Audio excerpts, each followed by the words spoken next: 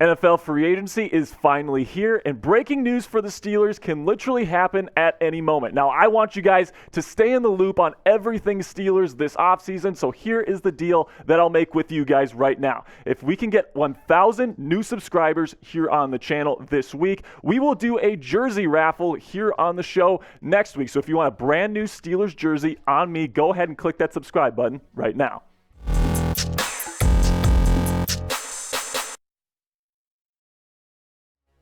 Welcome into Steelers Talk Yinzers. My name is Jack Sperry. NFL free agency unofficially begins today as the legal tampering period begins. So the Steelers could be reaching an agreement with an NFL free agent today. So make sure, again, to click that subscribe button and turn on your notifications because we might be going live with some big news later on. But for today's show, to start off here, we're going to be doing a free agency preview. We're going to be breaking down the salary cap, how much the Steelers have to spend, some guys to cut, some guys that could be cut, team needs for the Pittsburgh Steelers as of right now, some free agency targets that I think the Steelers are going to be looking after, and then finally, I'm going to be giving my 4 expectations to look out for during 2023 NFL free agency for the Steelers. So first, let's talk a little bit about the salary cap. Now, the salary cap can be a fickle beast, all right? It's very complicated. There's lots of different things that go into it, but here's it simplified here. Okay, so the Steelers 2023 salary cap right now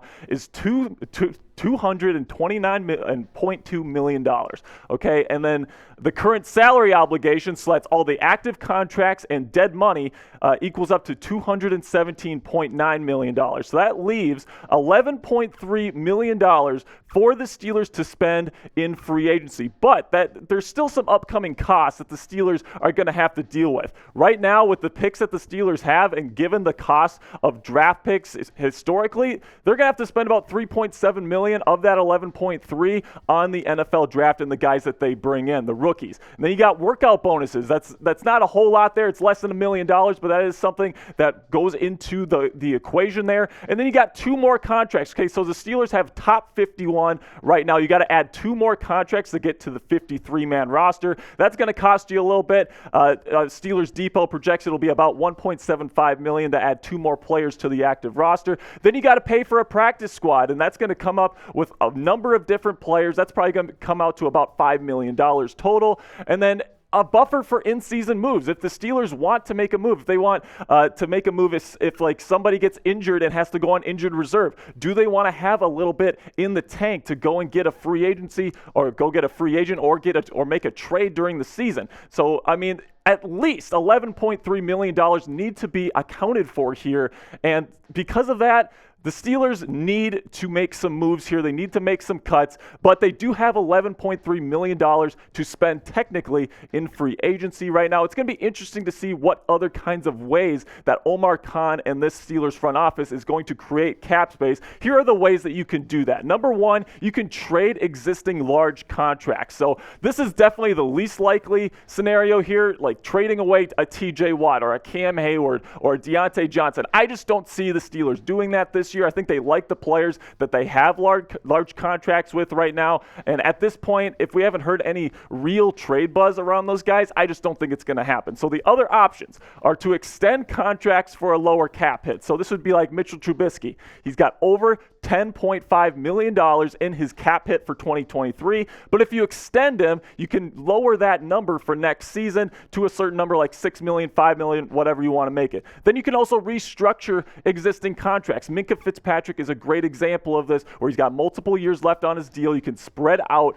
some of that base salary into a signing bonus, lower his cap number for 2023. And then also, finally, you can cut some players from the roster, cut bait with some guys, save some money, and try to get under the cap by the start of the 2023 league year. So let me know, before we get into some cut candidates here, how confident are you in the Pittsburgh Steelers front office heading into 2023 NFL free agency? Scale it on a scale of 1 to 10 in the comment section. This is the pinned comment on today's show. So whenever you get an ad break, go into the comment section, find that pinned comment, and answer today's question.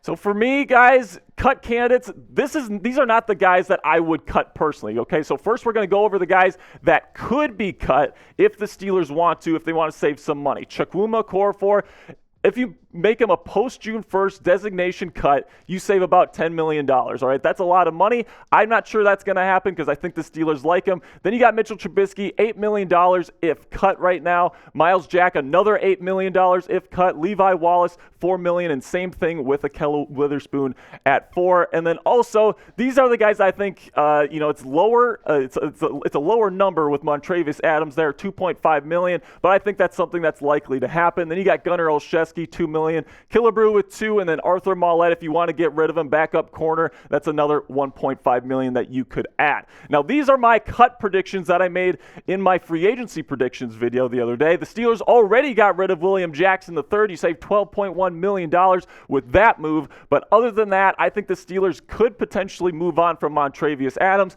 Gunnar Olszewski, and Miles Killebrew as well. Now, coming up here, I'm going to be talking a little bit about 4 extension candidates for the Steelers. So guys that they might give an extension to try to lower that cap hit just a little bit. But first, let's have a word from our sponsor today at Fanatics. And they've got a great deal. They've got great deals on Kenny Pickett jerseys, guys. Kenny Pickett, if you believe that he is the future of the Pittsburgh Steelers franchise at the quarterback position, this is a great investment to get right now. Right now, they have some fantastic prices, off-season prices on whatever color that you're looking for, black, yellow. Kenny Pickett is somebody that I think has a real good shot at becoming the franchise quarterback of the Pittsburgh Steelers. If you believe like I do, go ahead and go to chatsports.com/Pickett to get your Kenny Pickett jersey today.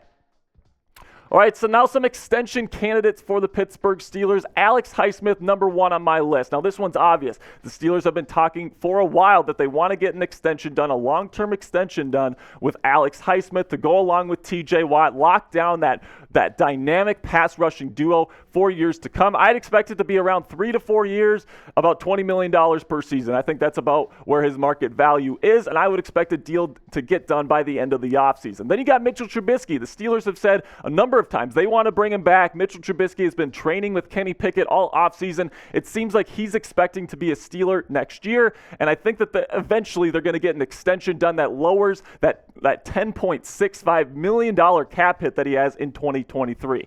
Then you got Miles Jack, who has, he was a free agent signing last year. It was a pretty big signing, and it just hasn't.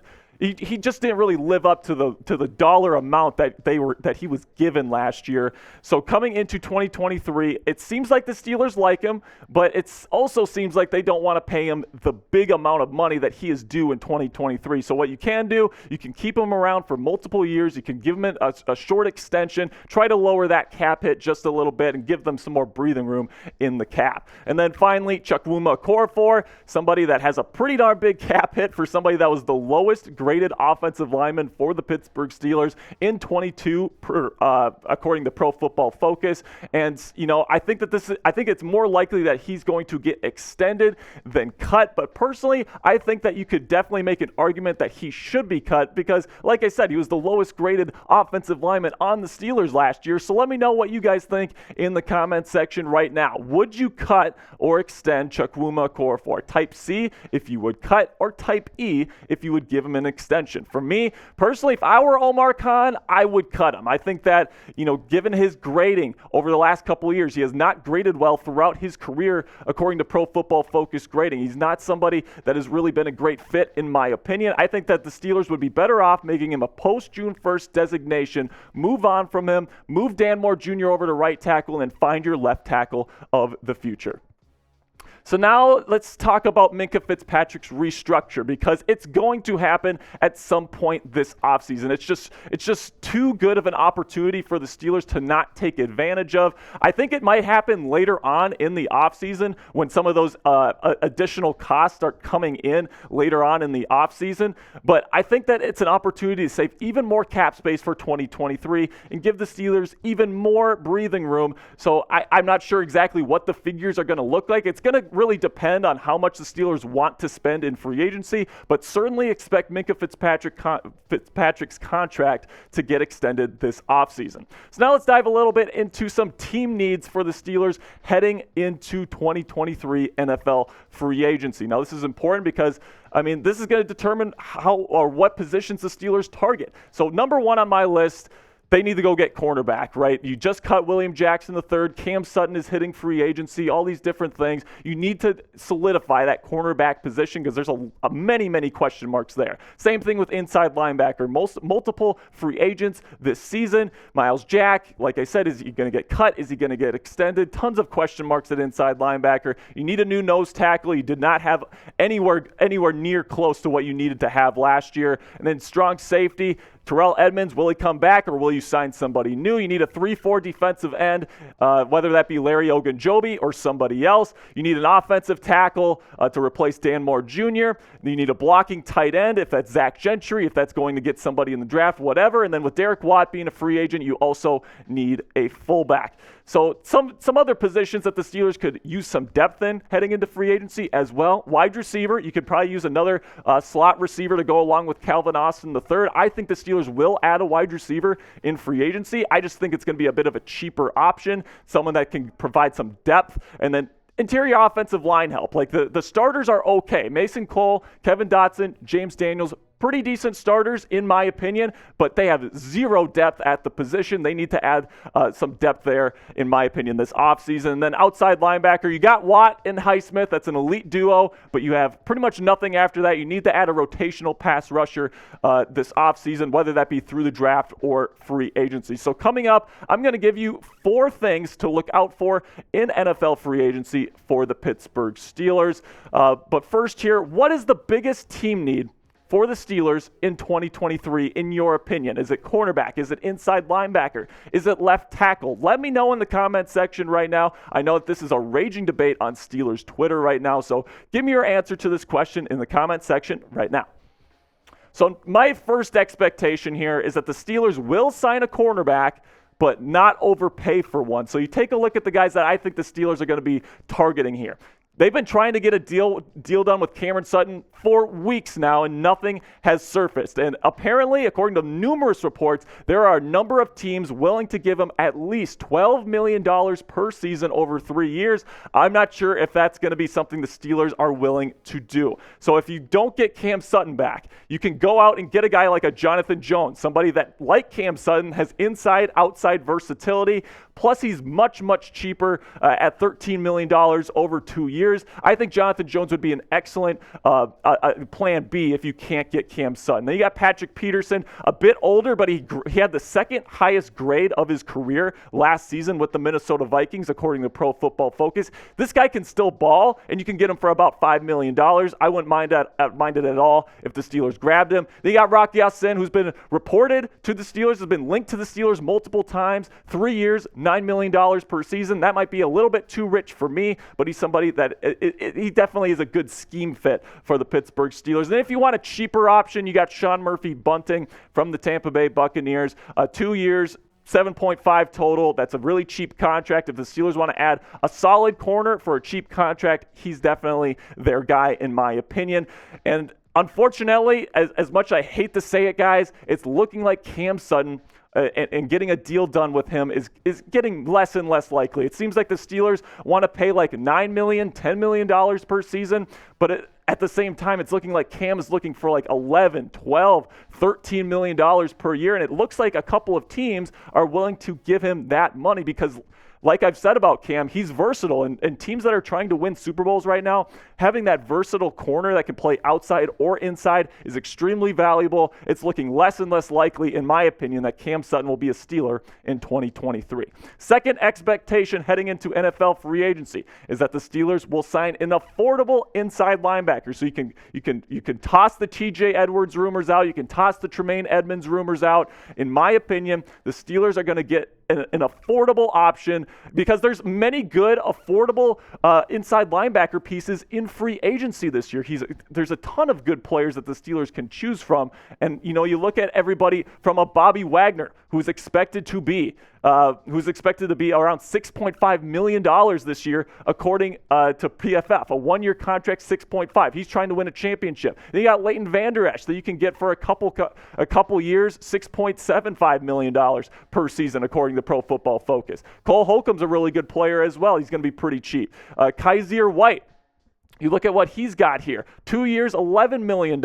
Alex Singleton, one of the top 15 graded linebackers in the National Football League last year. You can get him for $5 million per season. And then also we talked about Azeez Al-Shaair, really good player, kind of got overshadowed by Fred Warner and Dre Greenlaw in San Francisco. You can get on a pretty darn cheap contract there, 4.5 over 2 years there. And then you got Eric Kendricks, kind of older but a cheaper contract. Caden Ellis, who was quietly one of the best linebackers in football last year with the Saints. And then you got Denzel Perriman and Anthony Walker. There's a ton of good options at linebacker, guys. So I think the Steelers will go and get an affordable option, but they also might bring back a guy like Robert Spillane for relatively cheap. Right now, you could probably get him for a 1 year, 2.5, maybe $3 million contract. He's a good player. He's been in the system. If the Steelers are really trying to run it back and have that continuity inside their defense next year, Robert Spillane's going to be the guy that they go get. But like I said, there's a ton of really good options in free agency as well. So which NFL free agent, doesn't matter which position, do you think the Steelers need to sign or re-sign this offseason? Is it Cam Sutton? Is it, I don't know, James Bradbury? Somebody in free agency. Let me know a free agent that you think the Steelers need to sign this offseason. Third expectation here, the Steelers will likely not pick up an offensive tackle in free agency or via trade. And just plain simply, guys, I just don't think the options are that good. Taylor Lewan is probably going to get a 1 year, $9 million contract, according to Pro Football Focus. Isaiah Wynn and Donovan Smith, two guys I have serious question marks, have huge market value right now. I don't want to pay that money. And then if you trade for a guy like Garrett Bowles that's on the market right now, you're going to be on the hook for $15 million almost per season. I definitely don't want to do that. Personally, I want to go get a tackle in the draft. I want to go get a Peter Skoronski, a Paris Johnson Jr., or a Broderick Jones there at number 17 overall. I'd say skip left tackle if you're the Steelers in free agency. And then finally, my last expectation here is that the Steelers will try to re-sign a number of players this offseason. Now, the Steelers have multiple free agents, and I think they're going to be trying to bring at least a couple of those guys back. You got Cam Sutton, who they've been trying to get a deal done, but, like I've said before, guys, I'm not sure if that's going to happen. They could bring back Larry Ogunjobi as well. I think they really like Terrell Edmonds. I think you can get him at a good value. DeMonte KZ, same thing there. You can have that 3 safety package that was so successful with the Steelers last year. Derek Watt, he might come back on a cheaper deal as well. Robert Spillane might be back. And then you got Steven Sims and James Pierre, who are restricted free agents, who might be coming back on relatively cheap deals as well. I think the Steelers are going to be trying to bring as many of these guys back as possible because I think they want to keep that continuity. But at the end of the day, I think it's going to be interesting to see which guys they bring back, which guys they bring in from free agency. And overall, it's just going to be a lot of fun. So like this video right now, if you want a free and easy way to support the channel, right? If you're already subscribed, you already turned on notifications, and you want to help out the channel here, liking every video, hitting that thumbs up icon is an easy way to do that. All right, guys, that's going to do it for me. Maybe we'll have breaking news later. We will see. But until then, guys, my name is Jack Sperry. Peace.